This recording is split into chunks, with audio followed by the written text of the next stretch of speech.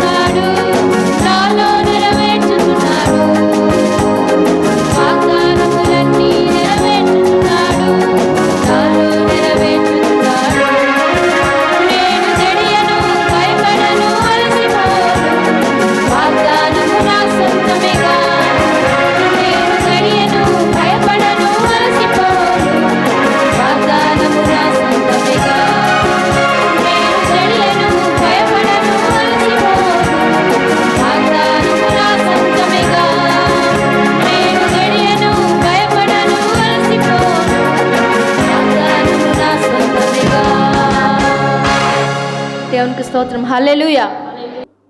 2024వ సంవత్సరం ప్రారంభపు గడియ నుండి సంవత్సరమంతా కాచి కాపాడాడు దేవుడు. దీనిలో జీవము కలిగిన దేవుడైన యెహోవా ఎంత కృప కలిగిన వాడో మనందరము గ్రహించగలుగుతున్నాం. 2000 సంవత్సరంలో కొన్ని వేల మంది మరణించారు, ఈ లోకము విడిచిపెట్టారు. మనము మాత్రము సజీవులుగా ఉన్నాం. కారణము ఎప్పుడైనా ఆలోచన చేశారా? నేనెందుకు బ్రతికే ఉన్నాను? నేనేమైనా నీతిమంతున్నా? నేనేదైనా దేవునికి ఇష్టముగా బ్రతికానా? సంవత్సరములో అన్ని ఆదివారాలకు నేను హాజరయ్యానా? దేవుడిచ్చిన అనుదిన ఆహారమును బట్టి స్తోత్రాలు చెల్లించామా? మాకు అనుగ్రహించిన గర్భఫలమును బట్టి దేవుని స్తుతించామా? నియామక కూడికలు బుధవారము, గురువారము, శుక్రవారము, శనివారము ఈ సంవత్సరమంతా దేవుని దగ్గరకి పాఠ సన్నిధికి వచ్చానా? ఆయన స్తోత్రాలు చెల్లించానా?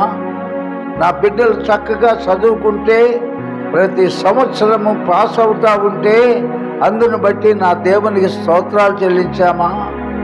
విలాప వాక్యముల గ్రంథములో ఇర్మియా భక్తుడు రాసిన గ్రంథంలో 3వ అధ్యాయము 22వ వచనములో ఈ మాట వ్రాయబడి ఉంది.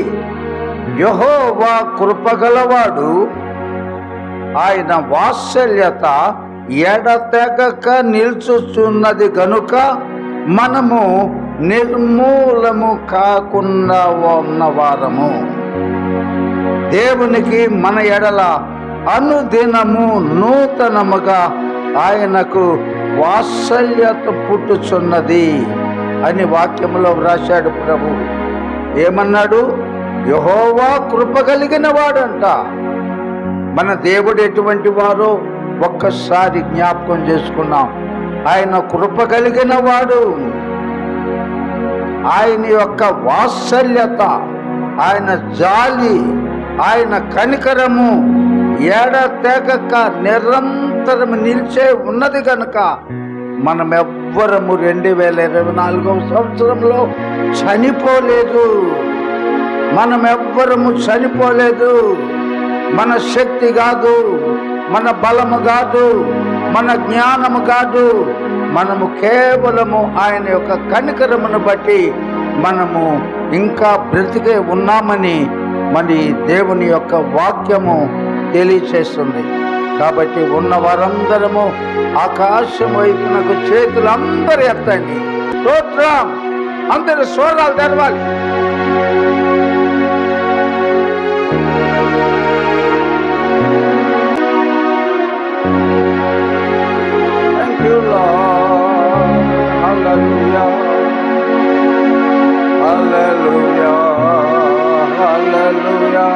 అందరు చేతులు ఎత్తండి. దయచేసి అందరు చేతులు ఎత్తండి. వీలైతే ఊపండి అటు ఇటు చేతులు.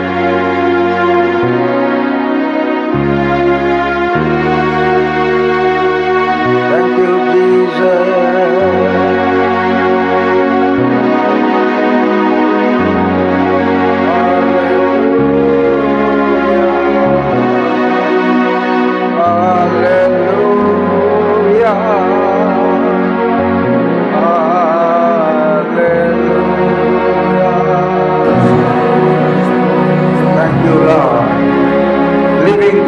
Jesus Christ our Lord. ప్రభువా, నీ కొరకు 2000 సంవత్సరాల క్రితము జన్మించావు. 33.5 సంవత్సరాలు భూమి మీద శరీరధారిగా మా మధ్యలో సంచరించావు. అద్భుతాలు చేశావు, ఆశ్చర్య కార్యములు చేశావు. గుడ్డి వారికి చూపునిచ్చావు, గుడ్డి వారిని నడిపించావు, పక్షవాయువు గల వారిని లేవనెత్తావు. 38 సంవత్సరాల నుంచి నాయన బెతెస్దా కోనేటి దగ్గర పడిపోయిన వారిని నా ప్రభా నాయన స్వస్థపరిచిన దేవుడము. పుట్టుకతోనే కుంటి కాళ్ళతో ఉన్న వ్యక్తిని నా ప్రభా శృంగారమనే దేవాలయం యొక్క లేచి గంతులు వేసేటట్టు నడిపించావు నాయన. పుట్టుకతోటే కుంటివాడైన భర్తమైని నీకేం చేయబోతున్నావన్నప్పుడు నా ప్రభా నాకు దృష్టి ప్రసాదించు అన్నప్పుడు కన్నులు ఇచ్చావు నాయన. అయ్యా పొట్టి జక్కయ్య నీ అద్భుత కార్యములను చూసి యేసు ఎవరు చూడగోరినప్పుడు ఆ ఇంటికి రక్షణనిచ్చావు, తన పాపమంతా విడిచిపెట్టావు. దేవునికి వందనాలు ప్రభువా, నీకు వందనాలు ప్రభువా, నీకు వందనాలు ప్రభువా, నీకు వందనాలు. స్తోత్రం స్తోత్రం స్తోత్రం స్తోత్రం.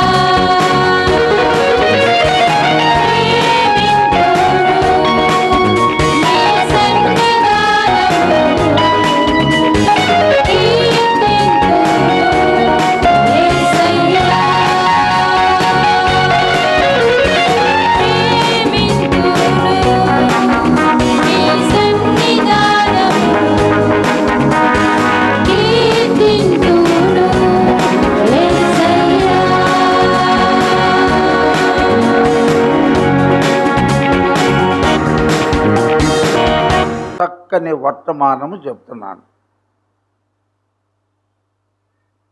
జాగ్రత్తగా వినండి. హోషేయ అనే ఒక ప్రవక్త ఉన్నాడు. ప్రవక్త అనగా దేవుని చేత ఏర్పరచబడిన దైవజనులు. వారు నిత్యము నిర్మలమైన హృదయముతో నిష్కళంకమైన జీవితాలు చూస్తూ ఏ పాపము చేయకుండా, ఎవరికి కీడు చేయకుండా, ఎవరికి హాని చేయకుండా, ఎవరికి నష్టము కలిగించకుండా దేవుని దగ్గర మోకాళ్ళ మీద ఉండి, దేవుడు తన ప్రజలందరూ త్రోవ తప్పి పాపములో చేస్తున్నప్పుడు, విగ్రహారాధికులై బ్రతుకుతున్నప్పుడు, దేవుని ఆజ్ఞను విడిచిపెట్టి, దేవుని యొక్క మొదటి ఆజ్ఞ మనందరం ఎరుగుదము, నీ దేవుడైన యెహోవాను నేను తప్ప వేరొక దేవుడు నీకుండకూడదు. పైన ఆకాశమైనను భూమి మీదనైనను భూమి అగాధములో ఉన్న జలములలోనైనను ఏ రూపము మీరు చేసుకొనకూడదు, దానికి మీరు సాగిలు పడకూడదు అని మొదట ఆజ్ఞ అయితే, ఆనాడు దేవుని ప్రజలైన అబ్రహాము సంతతి ఇశ్రాయేలు జనాంగము ఎంత భీకరమైన విగ్రహారాధికులు అయిపోయారో. ప్రకృతిని పూజించారు, సూర్యచంద్ర నక్షత్రాలను పూజించారు. వాటిని మరి చాలా దేవునికి దుఃఖము కలిగించేలా, దేవునికి రోషము కలిగించేలా అటువంటి జీవితము జీవించాడు. అయినా దేవుడు ఆ మాటలు తాను ఏర్పరచుకున్న ప్రవక్తలకు తెలియపరిచి, నా ప్రజలైన ఇశ్రాయేలీలు ఇలాగూ తిరుగుతున్నారు మార్గము తప్పి, మార్గము తప్పి తిరుగుతున్నారు కాబట్టి వెళ్ళండి, నా ప్రజలైన ఇశ్రాయేలీయులారా దేవుని తట్టు తెరవండి, ఆయనకు రోషము కలిగించే జీవితం విడిచిపెట్టండి, ఆయన ఉగ్రత మీ మీదకు రాకుండానట్లుగా మీరు దేవుని వైపు మళ్ళండి అని చెప్తూ వచ్చాడు.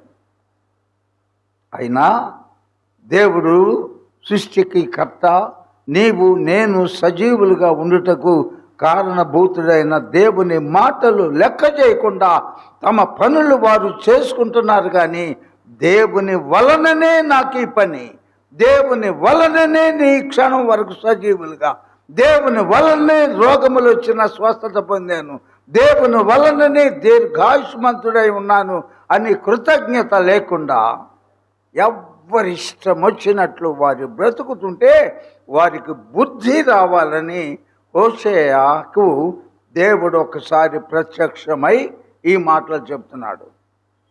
హోషేయ, నువ్వు బయలుదేరి వెళ్ళు, ఒక వేశ్యను నేను చెప్పిన ప్రకారము నువ్వు వివాహం చేసుకోవాలి. ఆమె వృత్తి ఏంటి? వేశ్య. బ్రతుకు తెరువు కొరకు మన ఉద్యోగాలు ఎలా చేసుకుంటున్నామో ఆనాడు ఈనాటికి కూడా ఉన్నారు వేశ్యలు. వాళ్ళు పడుపు వృత్తి చేస్తూ ఉంటారు. వారి శరీరము ధనము కోసం అమ్ముకుంటూ ఉంటారు. వారి కుటుంబమును పోషించుటకు ఆ వృత్తి చేస్తూ ఉంటారు. ఎంత సిగ్గు మాలిన జీవితమో వర్ణించలేము. నేటికీ ఉన్నారు, ఎప్పటికీ ఉంటారు. దేవుడేమంటున్నాడు?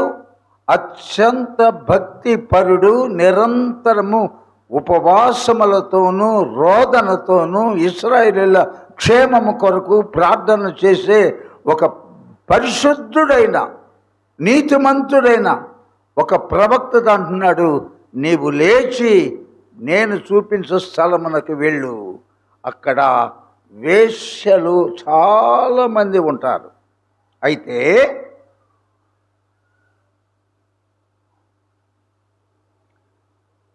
హోషేయ గ్రంథము 1వ అధ్యాయము 2వ వచనము నేను చదువుతున్నాను. మొదట యెహోవా హోషేయ ద్వారా ఈ మాట సెలవిచ్చాను. నా జనులు యెహోవాను విసర్జించి బహుగా వ్యభిచరించి ఉన్నారు కనుక నీవు పోయి వ్యభిచారము చేయు స్త్రీని పెండ్లాడి వ్యభిచారము వలన పుట్టిన పిల్లలను తీసుకొనుము అని హోషేయకు ఆజ్ఞ ఇచ్చాడు. ఎంత భయంకరమండి! ఈ లోకములో ఎవడైనా తాను చేసుకోబోతున్నది వేశ్య, తన శరీరం అమ్ముకున్నది, అది బతుకు తెరువు కోసము రోజు విటకాండ్రు వస్తుంటే వారితో శయనిస్తుంది. ఇంకా ఆమె తప్ప, ప్రభువా నాకు మంచి స్త్రీ ఎవరు లేరా, నేను వ్యభిచారము చేసే స్త్రీని వివాహం చేసుకోవటం ఏంటయ్యా? ఒక్క మాట కూడా అడగలేదు, ఒక్క ప్రశ్న వేయలేదు, బయలుదేరిపోయాడు. ఎంత విధేయత అండి! ప్రవక్త అయిన హోషేయకు దేవుడు అంటున్నాడు, నువ్వు వెళ్ళి వ్యభిచారము చేస్తున్న స్త్రీని పెండ్లాడు. 1వ అధ్యాయము 2వ వచనంలో నేను ఈ మాట చదివాను. జనులు, ఎందుకు ఈ మాట చెప్తున్నాడు? నా జనులు యెహోవానైన నన్ను విడిచిపెట్టి ఇతర దేవతలతో వ్యభిచరిస్తున్నారు, ఇతర దేవతలను పూజ చేస్తున్నారు, నన్ను వదిలిపెట్టారు. అద్భుతాలు చేశా, ఆశ్చర్య కార్యాలు చేశా, ఎలుగెత్తి ఏడితే 430 సంవత్సరాల తర్వాత వారిని మహాద్భుత కార్యాల నడుమ వారిని క్షేమంగా వాగ్దానం చేసిన దేశాన్ని తీసుకొచ్చా. ఐగుప్తులో నీటిని రక్తముగా మార్చా. ఐగుప్తులో కప్పలన్నీ ఏటిని కొట్టినప్పుడు ఓ పడకల మీదకి మంచినీళ్ళు ఎక్కాలు పెడితే కప్పలతో నింపేశాను. వారి పంటలు నాశనం చేశాను.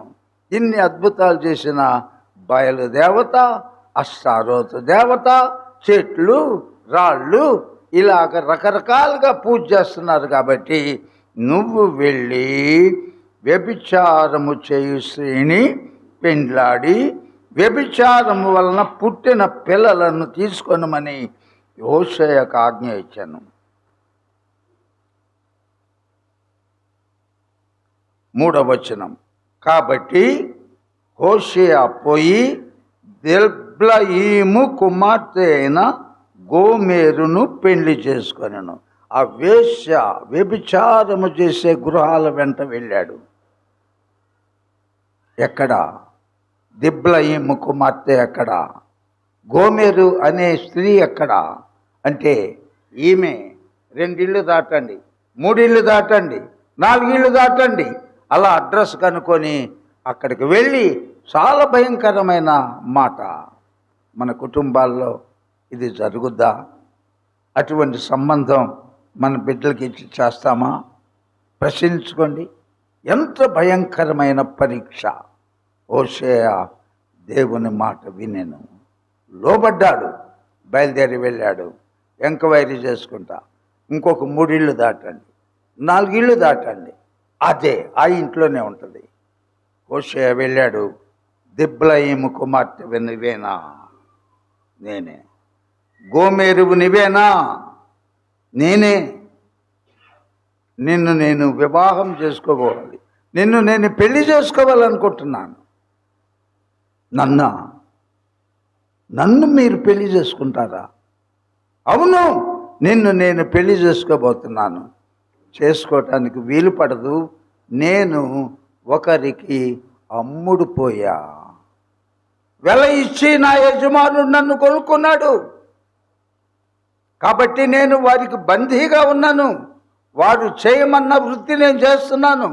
కాబట్టి నన్ను పెళ్లి చేసుకోవాలని ఇస్తే కుదరని పని అని చెప్పినప్పుడు, ఎంత కొన్నారు, ఎవరు నిన్ను కొన్నది అని కనుక్కొని హోషేయ ప్రవక్త వెళ్ళి అతన్ని, ఆ గోమెరును కొనుక్కున్న అతనికి వెండి నాణ్యాలు ఎంత కొన్నాడో అంత వెల చెల్లించి ఆమెను తీసుకొని చేయబట్టుకొని దారంతా ప్రకటన చేస్తున్నాడు. గోమెరు ఇక మీద ఆట వ్యభిచారము చేసే స్త్రీ కాదు, ఆమె వేశ్య కాదు, ఆమె నా భార్య అని ప్రకటించుకుంటా వెళ్ళాడు. దేవుని స్తోత్రం చెప్పండి, పెద్దగా చెప్పండి. వ్యభిచారము చేసే గోమెరును మహా గొప్ప భక్తిపరుడు నీతిమంతుడైన ప్రవక్త వివాహం చేసుకున్నాడండి. మంచిది. ఆమెతో ఇక అన్ని రిఫరెన్స్లు చెప్పను, కానీ ఆ కింద భాగానికి వస్తే ఆమెతో హోషేయ ప్రవక్త ఒక కుమారుడు, ఒక కుమార్తె, మళ్ళీ 3వ సంతానం మళ్ళా కుమారుడు. ఇప్పుడు ఎంతమంది కుమారులు, కుమార్తెలు ఎంతమంది? అలా కాపురం చేస్తూ చేస్తూ చేస్తూ మరి ఆమెనేమన్నాలో నాకు మాట రావట్లేదు, కానీ మళ్ళా భర్తని పిల్లలను వదిలిపెట్టి మళ్ళా ఎక్కడికి వెళ్ళింది? ఆ పాత వ్యభిచారపు వృత్తికే వెళ్ళింది. ఎంతటి భయంకరము, ఎంత దుఃఖకరమైన సంగతి అది. 3 బిడ్డల కన్న తర్వాత హోషేయకి ఒక కొడుకు, ఒక కూతురు, మరొక కొడుకు కన్న తర్వాత మరలా వెళ్ళిపోయి ఆ వ్యభిచార వృత్తిలోకి వెళ్ళింది. చాలా చాలా దుఃఖకరమైనది. ఓహో, వాళ్ళ అలా చేసింది అనుకుంటున్నాం కదా మనము. మన సంగతి కూడా ప్రభు అదే చెప్తున్నాడు. ఆదివారము ఎక్కడ లేని భక్తితో భయముతో మనం వస్తాం. ఆదివారం అయిపోద్ది, మళ్ళీ సోమవారం నుండి 100 ప్రార్థనలు పెట్టు. దేవుడు ఎవ్వరికి అక్కర్లేదు, ఎవ్వరూ రారు. కుమారుడు కన్నాడు, కుమార్తె కంది, మళ్ళా కుమారుడిని కన్నాడు, మళ్ళా భర్తని పిల్లల్ని 3 విడిచిపెట్టి మళ్ళా వ్యభిచార వృత్తిలోకే ఉంది. అంటే ఆమె మనస్తత్వం ఏంటి? ఒకడు అమెరికాలో ముద్దుగా ఉంది పంది అని తీసి దాన్ని శుభ్రంగా రకరకాల సోపులు, పౌడర్స్, స్ప్రేస్ ఇవన్నీ దానికి ఒక ఫ్రాక్ లాంటిది కూడా కొని అందరు కుక్కేనా చక్కగా చేతిలో పట్టుకొని చేనేసి తిప్పేది. నేనెందుకు చక్కగా దీన్ని కూడా నేను మిక్కిలిగా ప్రేమించే పంది కాబట్టి దానికి పంది అంటే ఒప్పుకోరు. దానికి ఒక చక్కని పేరు, ముద్దు పేరు, బుజ్జి, బబ్బీ, బబ్బులు, ఇటువంటి ముద్దుగా పెట్టుకుంటాం కదా. అలాంటి పేరు పెట్టి తీసుకెళ్తుంటే షికారుగా భార్యాభర్తలు దేన్ని, ఆ బబ్బులుని తీసుకువెళ్తుంటే అక్కడ పక్కన ఒక కుంట ఉందట, మురికి కుంట. చైను గీని బీక్కొని ఎగిరిపోయి ఆ బురదలో దూకేసిందంట. అలాగే ఈమె పేరేంటి? గోమెరు. గోమెరు కూడా అంతే. ప్రవక్త తీసుకొని వచ్చి ఆమెను వివాహం చేసుకుంటే ఆమె బుద్ధి మార్చుకోలేకపోయింది. మనము కూడా అనేకులము మారు మనసు పొందాం, బాప్తీసం తీసుకున్నాం, రక్షణ పొందాం, బల్లలో పాల్గొంటున్నాం అని ఆదివారం అంటారు. సోమవారం తర్వాత నీ బ్రతుకు నా బ్రతుకు కూడా గోమెరులాగానే ఉంటుంది. పరీక్షించుకోండి. ఇందాక ఏం చదువుకున్నాం విలాప వాక్యాల్లో? అత్యంత కృపగలిగిన వాడు కాబట్టి యెహోవా ఇన్ని వేషాలు మనం వేస్తున్నా, లోబడకపోయినా, ఆయన సన్నిధికి రాకపోయినా, ఆయన ఘనపరచకపోయినా, ఆయనకి ఇవ్వాల్సినవి ఇవ్వకపోయినా, ఆయనకు ప్రార్థన చేయకపోయినా, ఉపవాసాలు ఉండకపోయినా అత్యంత కృపగలిగిన వాడు కాబట్టి మనము నేటికి కూడా సజీవులమగానే ఉన్నాం, బ్రతికే ఉన్నాం. కారణము మనం ఆరాధించే దేవుడు అత్యంత కృపగలిగిన వాడు.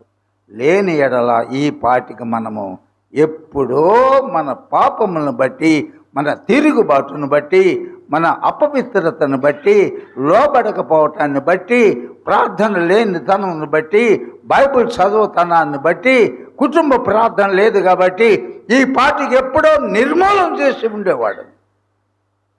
ఎవ్వరము కూడా నిర్మూలం అవలా. అందరము 2024లో దాటాం.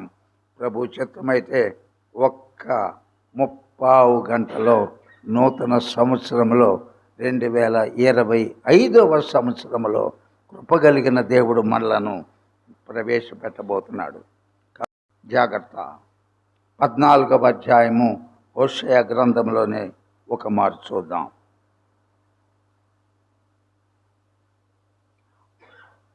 11వ అధ్యాయం, దయించి 11వ అధ్యాయము. హోషేయ 11వ అధ్యాయము. ప్రభువు మాట్లాడుతున్నాడు. ఇశ్రాయేలు బాలుడై ఉండగా నేను అతని ఎడల ప్రేమ కలిగి నా కుమారుని ఐగుప్తులో నుండి పిలిచి తిని, ప్రవక్తలు వారిని పిలిచినను బయలు దేవతలకు వారు బలులర్పించిరి, విగ్రహములకు ధూపము వేసిరి. ఎఫ్రాయిమును చేయి పట్టుకొని వానికి నడక నేర్పిన వాడను నేనే, వారిని కౌగలించుకొని వాడను నేనే. నేను వారిని స్వస్థపరిచిన వాడనైనను ఆ సంగతి వారికి మనస్సున పట్టలేదు. సర్వశక్తిమంతుడైన దేవుడు దుఃఖముతో ఈ మాట వ్రాస్తున్నాడు. ఎఫ్రాయిం అంటే యోసేపు కుమారుడు అనుకోవద్దు. ఇశ్రాయేలీలందరిని గురించి ఈ మాట చెప్తున్నాడు. నిన్ను నన్ను గురించి కూడా ఈరోజు చెప్తున్నాడు.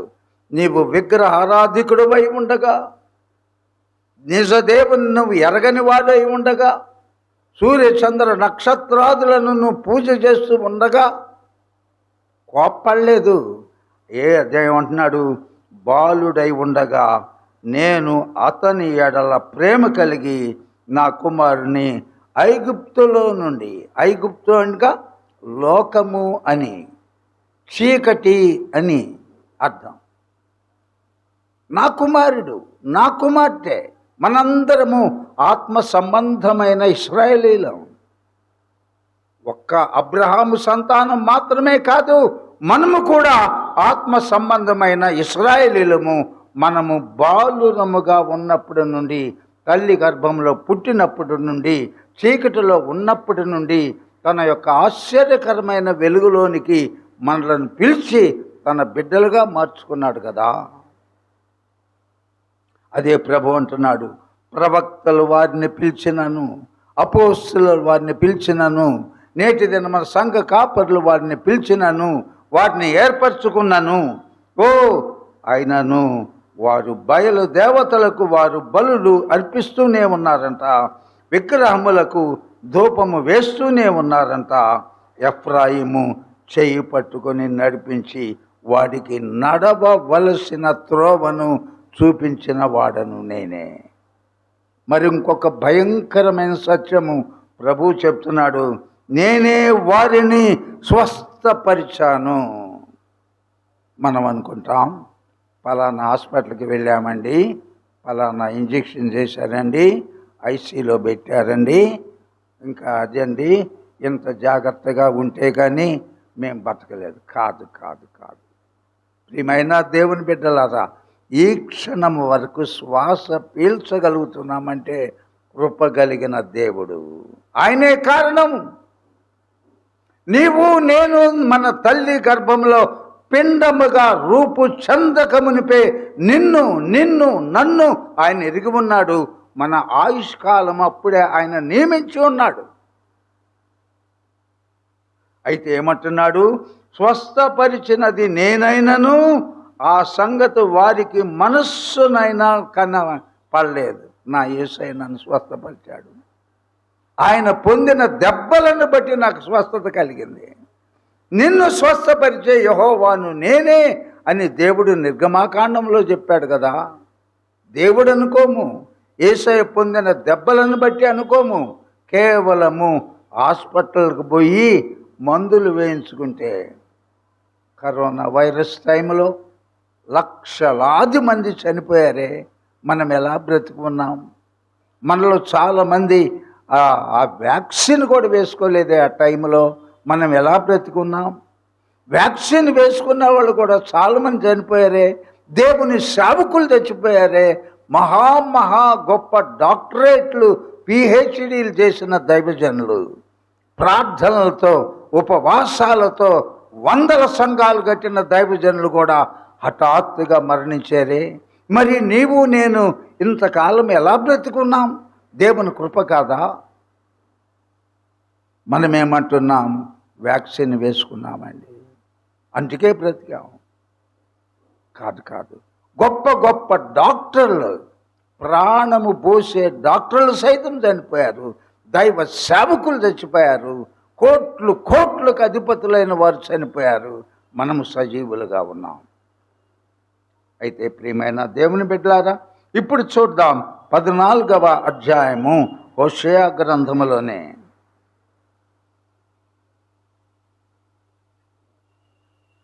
ఇంత చేసినా ఇశ్రాయేలీలు పతనమైపోయారు.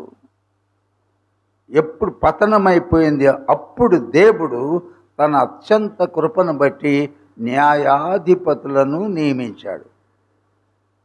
సంసోను, యెఫ్తా, ఎత్నియేలు, ఇటువంటి వారందరూ మనం ఎరుగుదాము.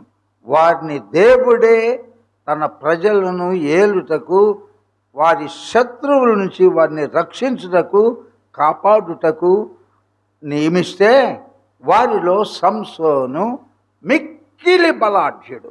చరిత్రలోనే, బైబిల్ గ్రంథంలోనే అంతటి బలమైన వ్యక్తి లేడు. అది బాల్యము నుండి ఎరిగినదే మనము క్రైస్తవ బిడ్డలముగా. ఆయన సంసోను అనగా సూర్యుడు అని అర్థం. సంసోను అనగా సూర్యుడు అంటే వెలిగిచ్చువాడు. చీకటిలో ఉన్న వారిని, పాపములో ఉన్న వారిని, శత్రువులను హతము చేసి ఆయన వెలిగిస్తాడట, ఇశ్రాయేలును కాపాడుతాడట.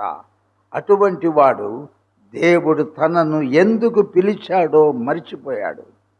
మనము ఎన్ని మార్లు మర్చిపోతున్నాం? దేవుని వలన ఈ క్షణం వరకు శ్వాస పీలుస్తున్న మనము ఆయన దగ్గరకు రాలేకపోతున్నామే, ఆయనను స్తుతించలేకపోతున్నామే, ఆయనకు చెందవలసిన దశంభాగములు ఇవ్వలేకపోతున్నామే. ప్రాణం ఎందుకు ఒప్పట్లేదు? ఆయన నరులారా తిరిగి రా అంటే ఎవడైనా మనము క్షేమంగా ఉండగలమా? ఒకసారి మనలను మనము పరిశీలన చేసుకున్నాం. సంసోను దేవునికి నాజీరు చేయబడినవాడు. అతడు పుట్టిన క్షణము నుండి దేవుడు తిరిగి పిలిచే వరకు కూడా తను ఎన్నడూ మంగలి కత్తి తన మీదకు రానియకూడదని తల్లిదండ్రులతో చెప్పాడు. తల్లిదండ్రులు అలాగే పెంచారు. ఫిలిష్తీయుల చేతిలో నుండి తన ప్రజలైన ఇశ్రాయేలీయులను కాపాడుటకు దేవుడు సంసోను ఏర్పరచుకున్నాడు. అది మర్చిపోయి ద్రాక్ష తోటల వెంట బయలుదేరాడు. ఫిలిష్తీయుల దేశంలోకి వెళ్ళాడు. 3 స్త్రీలతో చెడ్డ సంబంధము కలిగి ఉన్నాడు. ఎంత భయంకరం! చూస్తా ఉన్నాడు. దీర్ఘశాంతము కలిగిన వాడుగా. కాబట్టి దేవుడు మనమైతేనే మన బిడ్డలకు 2 సార్లు చెప్పి ఖచ్చితంగా 3వసారి గట్టి దెబ్బ కొడతాం. ఎన్నిసార్లు చెప్పాంటారా నీకు? ఎన్నిసార్లు చెప్పాను అంటాం కదా. అత్యంత కృపగలిగిన వాడు కాబట్టి సంసోన్ని చూచి చూడనట్లున్నాడు. చక్కదిద్దుకుంటాడు. ఇక చివరికి తన బ్రతుకు దేవుడు నన్ను ఎందుకు ఏర్పరచుకున్నాడో అది మర్చిపోయి షోరేకు లోయలో ఉన్న దెలీలా దగ్గరికి వెళ్ళాడు. ఎవరికైతే తన బలము శక్తిని గురించి చెప్పకూడదో ఆ రహస్యమంతా ఆమెతో చెప్పాడు. ఆమె మాటికి దెయ్యము ప్రవేశించి నీ బలం ఎక్కడుంది, నువ్వెలాగా పచ్చిదవ్వడంతో 1000 మందిని చంపావు, సింహాన్ని ఎట్లా చీల్చగలిగావు, ఇవన్నీ విసిగిస్తుంది. ఎవరికైతే రహస్యం చెప్పకూడదో ఆ శత్రువుకే చెప్పాడు. ఆమె తొడ మీద పడుకొని నిద్రించుచుండగా లాలించింది, జోలపాట పాడింది, తొడ మీద పెట్టుకుంది, తన యొక్క బల రహస్యమంతా వింది. ఓ కుట్ర చేసింది, సర్దారులందరికీ కబురు చేసింది, నిద్రపుచ్చబోతున్నాను, రండి, ఒకరిని తీసుకురండి, మంగళకత్తితో రండి. బాగా జోలబాడింది. చక్కగా సింహమును చీల్చినటువంటి సంసోను 1000 మందిని పచ్చి దవడ ఎముకతో, గాడిద దవడ ఎముకతో కొట్టి చంపేసిన సంసోను బాగా నిద్రపోయిన తర్వాత సర్దారులకు సైగ చేసింది. వారందరూ వచ్చారు, తాళ్ళ చేత బంధించారు. ఒక మంగళి క్షౌరం అతను చేసి అతన్ని పిలిపించారు, మొత్తము తీసేశారు. అప్పుడు తన బలమంతా చెప్పండి తొలగిపోయింది. అంటుంది ఈ నటన, ఈ కుట్రదారి, ఈ దలీలా అంటుంది, సంసోను ఫిలిష్తీయుల మీదకు పడ్డారు అనగానే ఎప్పటి వలె తన జుట్టును విరజిమ్ముదమనుకొని లేచాడు. అతడు దేవుడు అతనిని ఎడబాసనని తెలియదు, కూలిపోయాడు. మీద పడ్డారు, గుర్తుపడతాడేమో వీడని అర్జెంటుగా 2 కళ్ళు పొడి చేశారు, గుడ్డివాణ్ణి చేశారు, తాళ్లతో బంధించారు, తిరగలు విసిరివాడయ్యాడు. ఇప్పుడు 14వ వచనం అధ్యాయం చూడండి. హోషేయ 14. ఇశ్రాయేలు, నీ పాపము చేత నీవు కూలితివి. సంసోను ఎట్లా కూల్చారు? ఎవరు కూల్చారు? తన పాపము, తన గొయ్యి తనే తవ్వుకున్నాడు. బల రహస్యము వేశ్యతో చెప్పాడు. యెహోవా తన్ను ఎడబాసనని తెలియక ఫిలిష్తీయులు వచ్చారనగానే 1000 మందిని పచ్చి దవడతో చంపేసినట్టు చంపుదాం అనుకున్నాడు. తనకు తెలియకుండానే దేవుని శక్తి తనలోంచి వెళ్ళిపోయింది. అటువంటి చూడండి, ఇశ్రాయేలు, నీ పాపము చేత నీవే కూలితివి. నీ పాపము చేత నువ్వే కూలిపోతున్నావు. నీ పాపము ఇది దేవునికి అసహ్యమైన పని, ఇది దేవునికి ఇష్టం లేని కార్యము అని తెలిసి కూడా నువ్వు ఆయన్ని ఘనపరచట్లేదు, ఆయన దగ్గర రావట్లేదు, ఆయనను ఆరాధించట్లేదు. మళ్ళీ సోమవారం నుంచి శనివారం దాకా నువ్వు ఎక్కడున్నావో దేవుడు మాత్రము చూస్తున్నాడు. దేవుని దగ్గరకు మాత్రము నువ్వు లేవు. నువ్వే కూల్చుకున్నావు. నీ జీవితము నాశనమైపోవటానికి కారణము దేవుడు కాదు, ఆయన కృప కలిగిన వాడు. నువ్వే నీ నాశనము తెచ్చుకున్నావు, నువ్వే కూలిపోయావు. కనుక నీ దేవుడైన యెహోవా తట్టుకు ఇకనైనా దేవుని వైపు మళ్ళండి. దేవునికి ఒకసారి స్తోత్రాలు చెబుదాం బిగ్గరగా, మరొక్కసారి. ఇకనైనా దేవుడు ఎంత మంచివాడో చూడండి. ఒక ఛాన్స్ ఇస్తున్నాడు. ఇప్పటి వరకు నేను చూడనట్లే ఉన్నాను, నా కోపం అంతా అణుచుకున్నాను, దీర్ఘశాంతము కలిగి ఉన్నాను. ఇప్పటికైనా నీవు కనుక నీ దేవుడైన యెహోవా తట్టు తిరుగు, మాటలు సిద్ధపరచని యెహోవా యొద్దకు తిరుగు. మీరు ఆయనతో చెప్పవలసినది ఏమనగా, మా పాపములన్నిటినీ పరిహరింపు దేవా యెహోవా మా తండ్రి. గడిచిన కాలంలో చేసిన మా పాపములన్నీ క్షమించయ్యా, దయతో క్షమించయ్యా. మంటి వారమయ్యా, డబ్బు మీద ఉన్న పిచ్చి నీ మీద లేదయ్యా. నువ్వు బ్రతికిస్తున్నావు, మాకు ఇచ్చే ఆహారం బట్టి స్తోత్రాలు చెల్లించమయ్యా. ఒక్క ప్రార్థన కూడా రామయ్యా, పండగలకు మాత్రమే వస్తామయ్యా. ఇవన్నీ ఒప్పుకోవాలి. మీరు ఆయనతో చెప్పవలసినది ఏమనగా, ప్రభువా నేను పాపిని, నా పాపములన్నీ క్షమించు, ఎడ్లకు బదులుగా నీకు మా పెదవులు అర్పిస్తున్నాము, నీవు అంగీకరించదగింది మా హృదయమే కదా.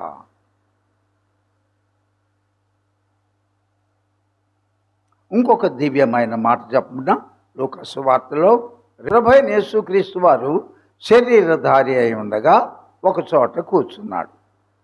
అప్పుడు ఒక గుంపు జనము రాళ్ళు విసిరేసుకుంటూ కొట్టుకుంటూ ఒక స్త్రీని కొట్టేయాలని కొట్టుకుంటా పరుగులెత్తుతూ యేసయ్య అక్కడ ఉన్నాడు, అక్కడికి వచ్చి పడిపోయింది. అందరి చేతిలో రాళ్ళు ఉన్నాయి. జాగ్రత్తగా వినండి అమ్మా, ఇదే అనుకూల సమయము. అందరి చేతిలో, పిల్లలు మొదలుకొని ముసలి వాళ్ళ వరకు వచ్చారు. యేసయ్యను చూసి ఆగిపోయారు. పైగా ప్రశ్న వేస్తున్నారు యేసయ్యని, బోధకుడా, ఈమె వ్యభిచారము చేయుచుండగా మేము పట్టుకున్నాం. మోషే ధర్మశాస్త్ర ప్రకారము రాళ్లతో కొట్టి చంపాలని రాశాడు కదా మన మోషే ప్రవక్త. నువ్వేమంటావు? ఏమంటావు చెప్పు బోధకుడా. నువ్వు నీతి బోధలన్నీ చెప్తున్నావు కదా. యూదయ, గలిలయ, సమరయ, యెరూషలేము ప్రాంతం అంతా తిరిగి పరలోక రాజ్యమును గురించి ప్రకటిస్తున్నావు కదా. నువ్వు చెప్పు. ఏమైనా పట్టుకున్నాం వ్యభిచారం, మరి పురుషుణ్ణి పట్టుకోలేదే? ఏమైనా రాళ్లతో కొట్టి చంపాలని మోషే ప్రవక్త రాశాడంటే నేల మీద ఏదో ప్రభువు మాట్లాడకుండా రాస్తూ ఉన్నాడు.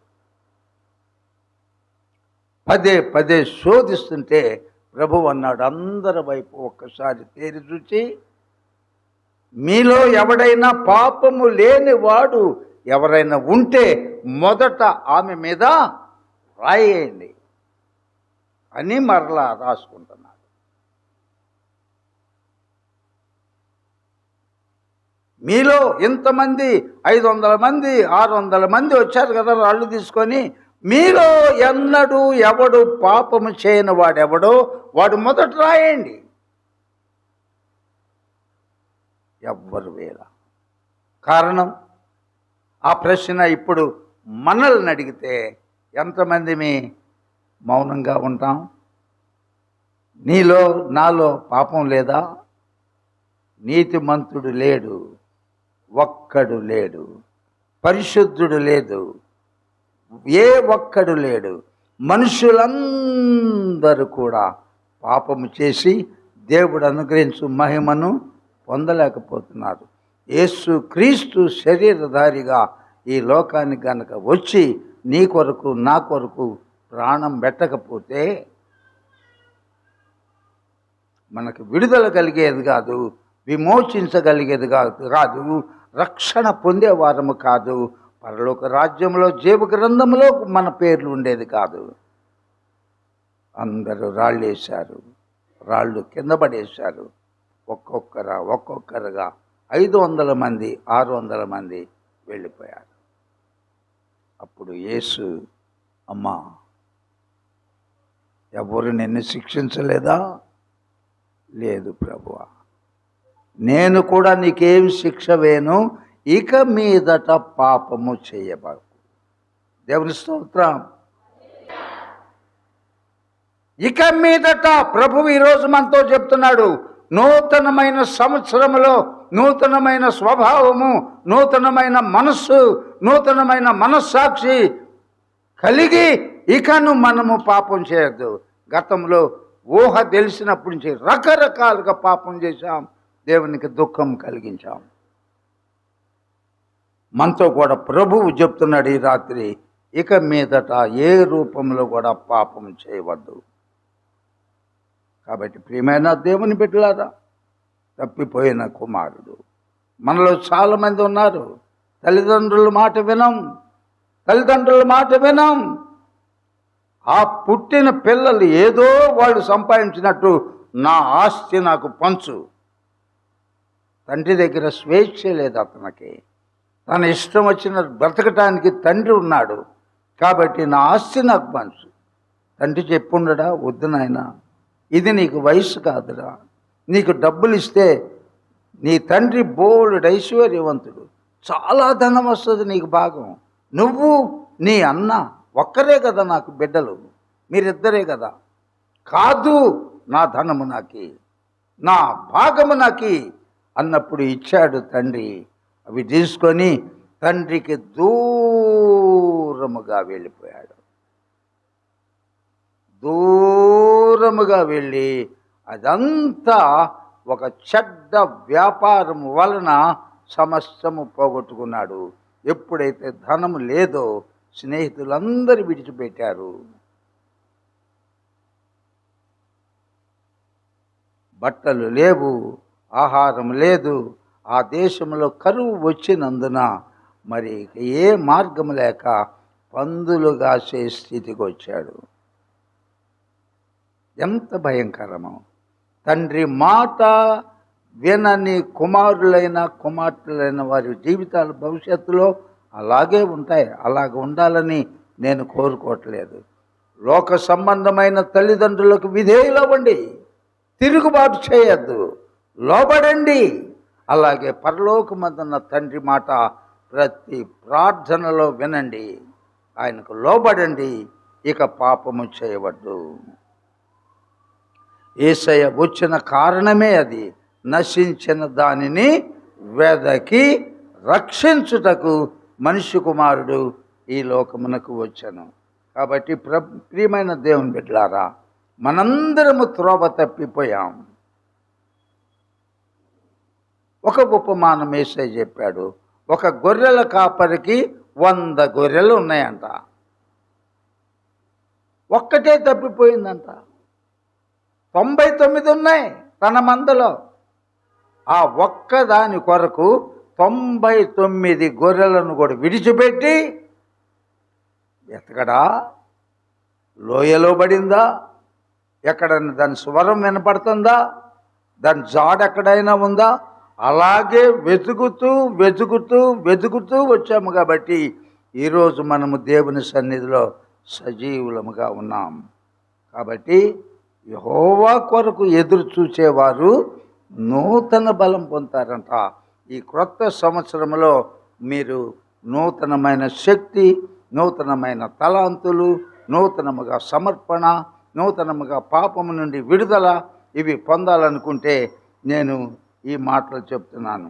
అప్పుడు అలాగ చూసేవాడు. ఇలా ఉండగా సంసోను కళ్ళు లేకపోయినా ఆ క్షౌరం చేసిన జుట్టు నెమ్మదిగా మొలుస్తుందా లేదా చెప్పండి అమ్మా. నెమ్మదిగా మొలుస్తుంది. దేవుడు మరలా తనను జ్ఞాపకం చేసుకున్నాడు. అందుకని పశ్చాత్తాప హృదయంతో సంసోను ఏమంటున్నాడు, పరలోకపు తండ్రి, ఈ ఒక్క మారయ్యా, ఒక్క ఛాన్స్ ఇవ్వయ్యా. నా జీవిత కాలంలో ఎంతమందిని శత్రువులను చంపమన్నావో అంతకు రెట్టింపు నా శత్రువుల మీద పగ తీర్చుకున్నట్లుగా ఒక్కసారి నన్ను క్షమించు ప్రభువా అని ప్రార్థన చేస్తే దేవుడు కృప చూపాడు. అదే యెహోవా కొరకు ఎదురు చూచువారు నూతన బలము సంసోను పొందాడు. తనకు మందిరమునకు ఆధారముగా ఉన్న ఆ దేవత ఆలయమునకు మూల స్తంభాలుగా ఉన్న వాటిని ఒక్కసారి దాని దేవుని శక్తితో క్షమాపణ కోరి నెట్టినప్పుడు తన జీవితం మొత్తం కూలిపోయింది. దాగోను గుడి తన జీవిత కాలమంతట్లో సంసోను ఎంతమందిని చంపి హతము చేశాడో దానికి ఎన్నో రెట్లు అలా పగ తీర్చుకున్నాడు. యెహోవాను వేడుకున్నాడు. యెహోవా తనకి నూతన బలము. యెహోవా కొరకు ఎదురు చూసేవారు నూతన బలం పొందుతారు. వారు పక్షి రాజు వలె అలయక పైకి కుదురు. కాబట్టి ప్రియమైన దేవుని బిడ్డలారా, మరి యథార్థముగా ఉంటున్నావా? నూతన సంవత్సరంలో గత సంవత్సరం ఇంక విడిచిపెడదాం. నూతన సంవత్సరంలో యథార్థముగా ఉండాలి, నా దేవుణ్ణి హత్తుకొని ఉండాలి అని నీవు గనక నీవు కనుక ఒక తీర్మానము ఈ సమయంలో చేసుకుంటే ఈ సంవత్సరము వాగ్దానము 14వ అధ్యాయము 5వ వచనము బైబిల్ ఉన్న వారందరూ చూడండి. మిక్కిలి దీవెనకరమైన వాగ్దానం ప్రభు మనకిస్తున్నాడు. ఎప్పుడు నీ పాపములన్నీ ఒప్పుకోవాలి. నూతన సంవత్సరంలో నువ్వు ఖచ్చితంగా ప్రభువును హత్తుకోవాలి. ప్రతి ప్రార్థనకు వస్తాను ప్రభువా, నీకు చెల్లించవలసింది ఇచ్చి నిన్ను ఘనపరుస్తాను ప్రభువా, నా బిడ్డల యొక్క విషయంలో నీ వైపు నాకు మళ్ళిస్తానయ్యా అని కనుక అంటే దేవుడు వాగ్దానం చేస్తున్నాడు. 5వ వచనము, చెట్టుకు మంచు ఉన్నట్లు నేను అతనికి ఉందును. చెట్టు నీవే, ఒక చెట్టువు నీవే, ఒక చెట్టువు నీవే, ఒక చెట్టువు నీవే, ఒక చెట్టువు నేనే. మంచు మన ప్రాంతాల్లో తక్కువ. వెస్ట్రన్ కంట్రీస్కి పోతే చెట్టు ఆకారము కనపడుద్దే కానీ ఒక్క ఆకు కనపడదు, ఒక కొమ్మ కనపడదు, దాని ఏమంటారు బ్రాంచ్ మెయిన్ చెట్టు మొదలు కూడా కనపడదు. అంతా అదే ఆకారంలో తెల్లగా ఉంటుంది. దేవుడు నిన్ను హత్తుకొని ఉంటాడంట. మంచు కురిస్తే ఎండ వేళ కొంచెంగా కరిగితే పచ్చని ఆకులతో, తేజస్సుతో ఉన్న ఆకులతో మహా గొప్పగా ప్రకాశవంతముగా దానికి మహా గొప్ప శక్తి, బలము, అందమైన ఆకారము ఈ మంచు దట్టముగా కట్టబడితే అలా ఉంటుంది. మొదటి కీర్తనలో రాశాడు, ప్రభు నీటి కాలువల ఓరను నాటబడినదై ఆకువాడక తన కాలమందు ఫలమిచ్చు చెట్టు వలె ఉండాలనుకుంటే ఇప్పుడు కన్నులు మూసుకొని నీ జీవితాన్ని ప్రభువునకు సమర్పించుకొని చిన్న ప్రార్థన చేస్తావా? ఆయన కృపను బట్టి సజీవులుగా ఉన్నాం. ఆయన దీర్ఘశాంతము కలిగిన వాడు గనుకనే నేటికి మనం బ్రతికి ఉన్నాం. ఆయన వాత్సల్యత చొప్పున మనము శ్వాస పీలుస్తున్నాం. ఒక తీర్మానం చేసుకో, నీవు కోరినట్లే నీవు నా యొద్ద నుండి ఆశించినట్లే నేను నీ కొరకు బ్రతకనయ్యా అని కొత్త సంవత్సరంలో ఇప్పుడు తీర్మానం చేసుకో. అప్పుడు 2025 సంవత్సరము ఆది నుండి అంతము వరకు కూడా చెట్టునకు మంచు అంటుకొని ఉన్నట్లుగా ఇక్కడ ఉన్న మనందరికీ కూడా సర్వశక్తిమంతుడైన దేవుడు అంటుకొని ఉండునుగాక.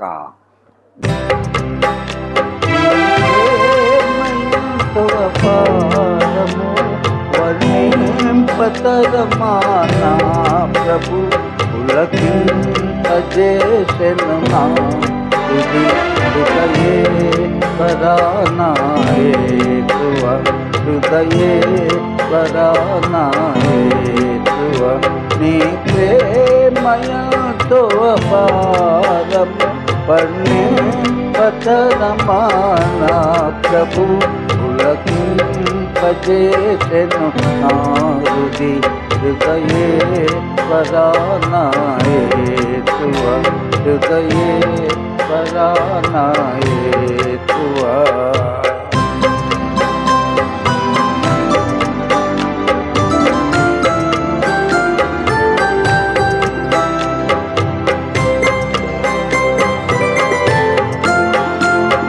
తీర్మానం చేసుకుంటే అందరం చేతులెత్తుతాం. వినపడలేదా?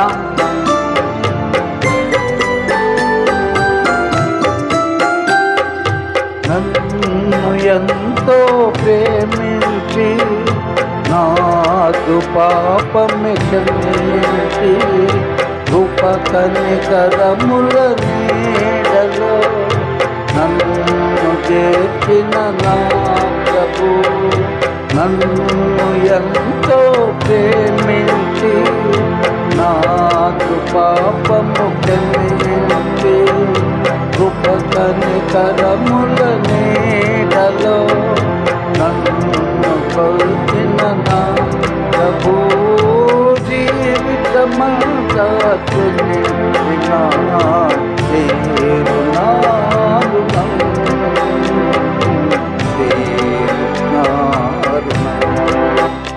నీ ప్రేమయంతో అపారము వర్ణే కతరమానా ప్రభు పులకింపచేసెను నా హృదయేశ్వరానాయేతువా హృదయేశ్వరానాయేతువా హృదయేశ్వరానాయేతువా.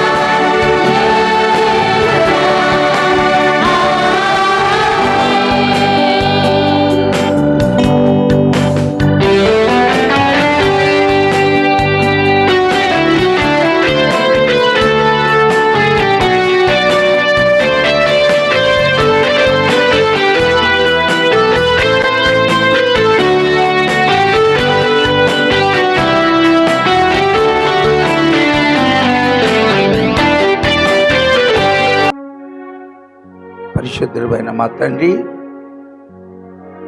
సర్వలోకమునకు చక్రవర్తివైన దేవా,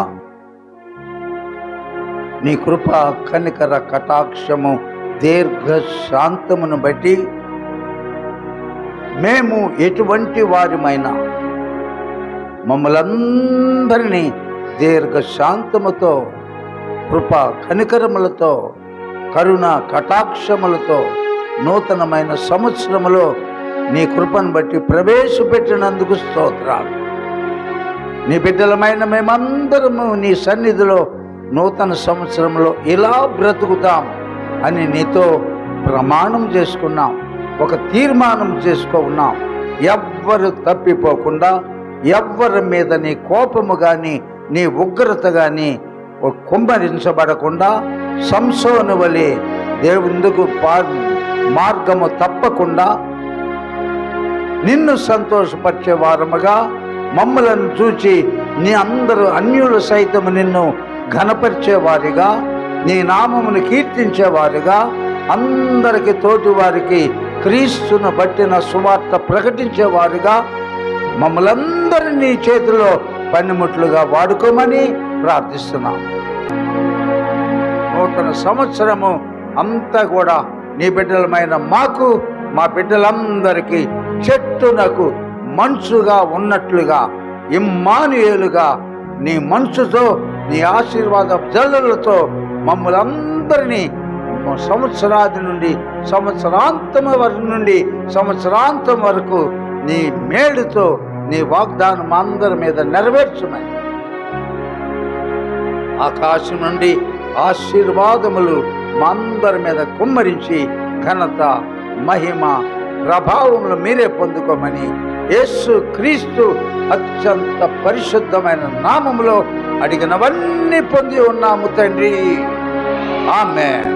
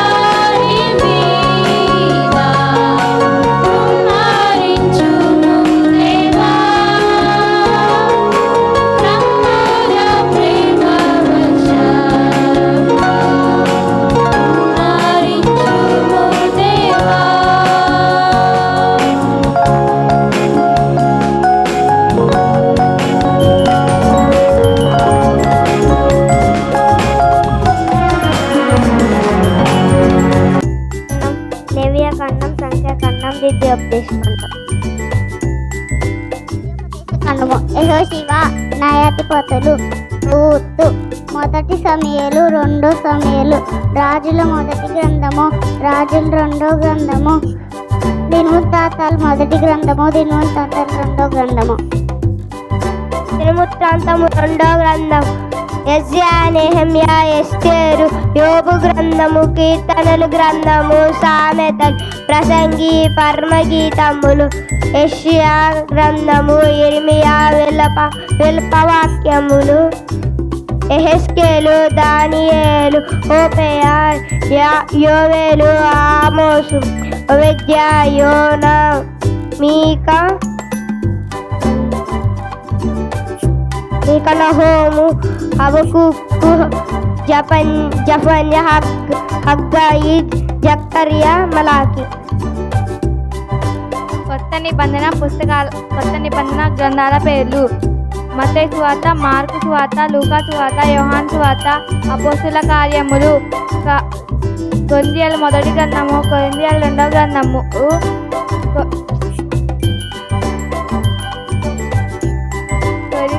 కొరింథీయులకు రాసిన మొదటి గ్రంథం, కొరింథీయులకు రాసిన రెండవ గ్రంథము, ఎఫెసీయులు, ఫిలిప్పీయులకు రాసిన మొదటి గ్రంథము, ఫిలిప్పీయులకు రాసిన పత్రిక, కొరింథీయులకు రాసిన పత్రిక,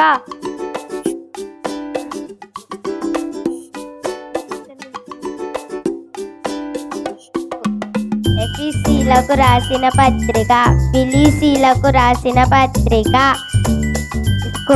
కొలొస్సీయులకు రాసిన పత్రిక, తెస్సలోనికయులకు రాసిన మొదటి పత్రిక, తెస్సలోనికయులకు రాసిన రెండో పత్రిక, తిమోతిలకు రాసిన మొదటి పత్రిక, తిమోతిలకు రాసిన రెండో పత్రిక, తీతుకు రాసిన పత్రిక, ఫిలోమోనులకు రాసిన పత్రిక, హెబ్రీయులకు రాసిన పత్రిక, యాకోబుకు రాసిన పత్రిక, పేతురుకు రాసిన మొదటి పత్రిక, పేతురుకు రాసిన రెండో పత్రిక, యోహానుకు రాసిన మొదటి పత్రిక, యోహానుకు రాసిన రెండో పత్రిక, యోహానుకు రాసిన మూడో పత్రిక, యూదా గ్రంథం, ప్రకటన గ్రంథం.